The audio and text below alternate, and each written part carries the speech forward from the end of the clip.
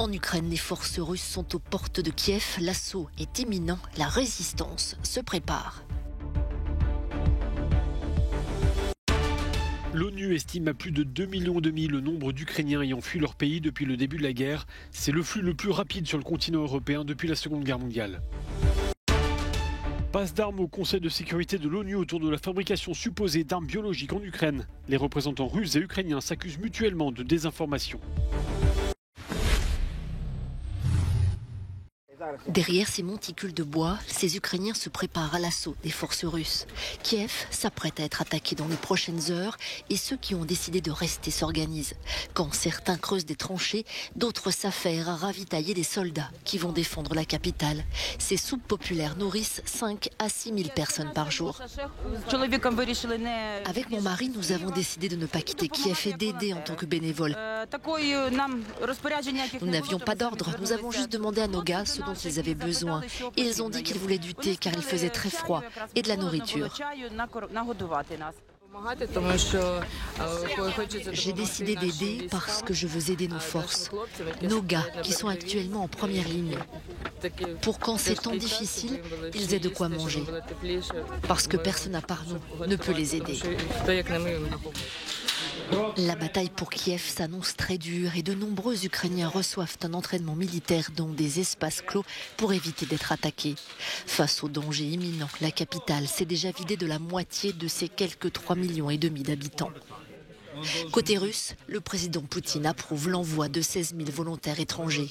Son homologue ukrainien dénonce l'envoi de mercenaires rompus au combat urbain dans la guerre en Syrie. L'offensive s'étend en Ukraine. La 4e ville du pays, Dnipro, a été attaquée pour la première fois. Les aéroports militaires dans l'ouest ont aussi été la cible de bombardements. Kiev, pris en tenaille, retient son souffle. La barre des 2,5 millions de réfugiés fuyant la guerre en Ukraine a été franchie. Ce décompte a été établi ce vendredi par l'Organisation internationale pour les migrations. D'après le haut-commissaire de l'ONU pour les réfugiés, il s'agit du flux le plus rapide sur le continent européen depuis la Deuxième Guerre mondiale. Dans son tweet, le patron du HCR donne aussi ce chiffre. 2 millions de déplacés à l'intérieur même de l'Ukraine, des populations qui ont fui les zones de combat pour aller dans des régions pour le moment moins exposées. La moitié des Ukrainiens qui ont fui leur pays se sont réfugiés en Pologne. Parmi eux, 7 femmes originaires de la capitale. Ils ont commencé à bombarder Kiev très fort et on s'est enfui. On a juste pris quelques affaires et on est parti. On a eu très peur. Qu'est-ce qui va se passer maintenant? On n'en sait rien. On fait confiance à Dieu, on verra bien ce qui se passera. Bien sûr, on espère pouvoir rentrer chez nous en Ukraine quand la paix sera revenue.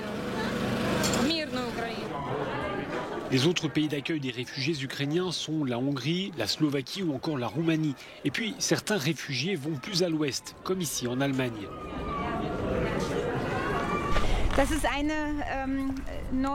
Nous tentons de nous adapter à la situation, a commenté la maire de Berlin. Nous allons ainsi ouvrir 5 nouveaux centres pour accueillir ceux qui arrivent et leur distribuer l'aide dont ils peuvent avoir besoin.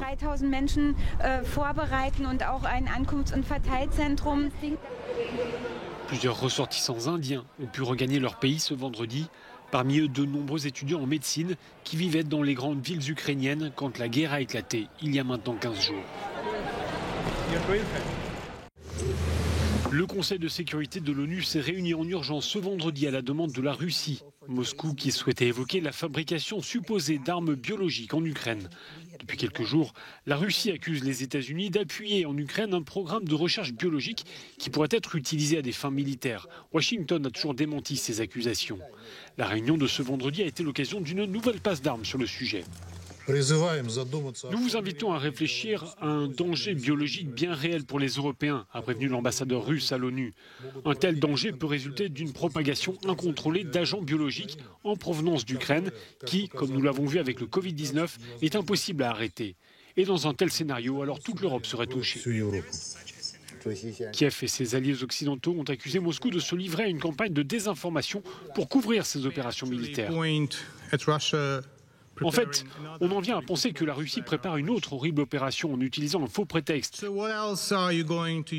Alors, qu'est-ce que vous allez utiliser contre l'Ukraine désormais?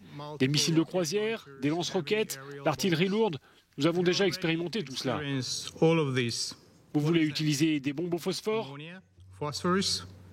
Une évidence, c'est bien la Russie et non l'Ukraine qui a eu recours à des armes chimiques ces dernières années sur le sol européen. C'est également elle qui tente de couvrir par la désinformation les attaques chimiques du régime syrien. La France est très préoccupée par la possibilité que cette campagne de désinformation puisse être le prélude à l'utilisation d'une arme chimique ou biologique orchestrée par la Russie en Ukraine.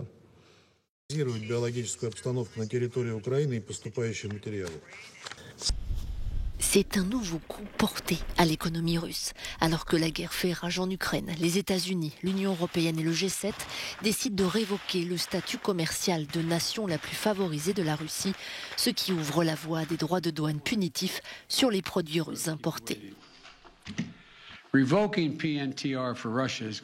Révoquer le statut de nation la plus favorisée pour la Russie va rendre plus difficile pour elle de faire des affaires avec les États-Unis.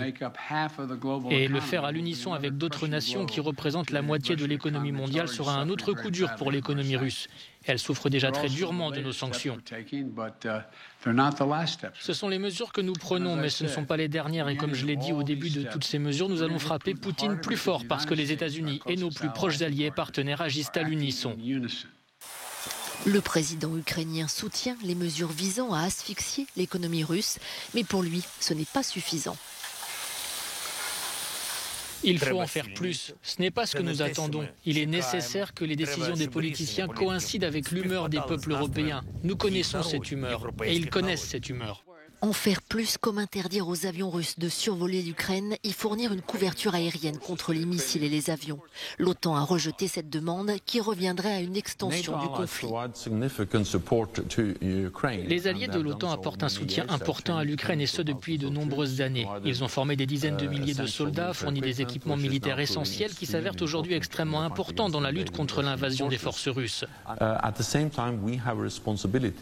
Dans le même temps, nous avons la responsabilité d'empêcher que ce conflit ne s'étende au-delà des frontières de l'Ukraine pour devenir une véritable guerre entre la Russie et l'OTAN. Comment est-il possible qu'un drone de la taille d'un avion militaire traverse 3 pays de l'OTAN sans être intercepté ? La question est posée par le président croate alors qu'un engin de reconnaissance de fabrication soviétique s'est écrasé la nuit dernière à Zagreb. Le sujet est brûlant au sein de l'Alliance Atlantique à un moment de tension maximale en raison de la guerre en Ukraine. Le drone sans équipage s'est écrasé dans un parc de la capitale mais n'a fait aucune victime. La police croate et l'OTAN ont ouvert une enquête. Tout porte à croire que le drone provient de la zone de guerre ukrainienne, mais on ignore s'il appartient à l'armée russe ou ukrainienne. Il a survolé la Roumanie, la Hongrie avant de tomber sur Zagreb. La capitale croate est à environ 550 km à vol d'oiseau de la frontière la plus proche de l'Ukraine. Du côté de Kiev, le ministère de la Défense nie que l'appareil soit ukrainien. Ne plus dépendre uniquement de la protection de l'OTAN. La guerre en Ukraine pousse de nombreux pays européens à se réarmer. La Suède et la Finlande, non membres de l'Alliance, ne cachent plus leur inquiétude. Stockholm vient d'annoncer une augmentation des dépenses de défense à 2% du PIB. La Finlande pourrait aller plus loin. Sa population semble prête à un changement radical de sa traditionnelle neutralité. Il y a eu un changement historique. Avant, c'était 50% contre et 24%. Et maintenant, c'est 50% pour et 20% contre. Je pense que les gens sont poussés à juste titre par ce que j'appelle la peur rationnelle. La peur que la Russie puisse faire la même chose à la Finlande ou à la Suède. Et en même temps, il y a la rationalité. Nous devons maximiser notre sécurité. Et faisons cela, sinon à court terme, du moins à long terme, par une alliance militaire, l'OTAN et une défense collective. Après avoir consulté les partis politiques sur leur perception de la crise et leur position sur une éventuelle adhésion à l'OTAN, la chef du gouvernement finlandais, Sanna Marin, a indiqué que son pays allait revoir sa politique de sécurité au printemps. Aucune date n'a pour l'heure été fixée pour ouvrir le débat sur une adhésion à l'Alliance Atlantique. Pour l'instant, la priorité semble être de renforcer la coopération en matière de sécurité, à commencer par demander des garanties à ses homologues d'activer la clause de défense mutuelle en cas d'agression armée sur le territoire d'un État membre.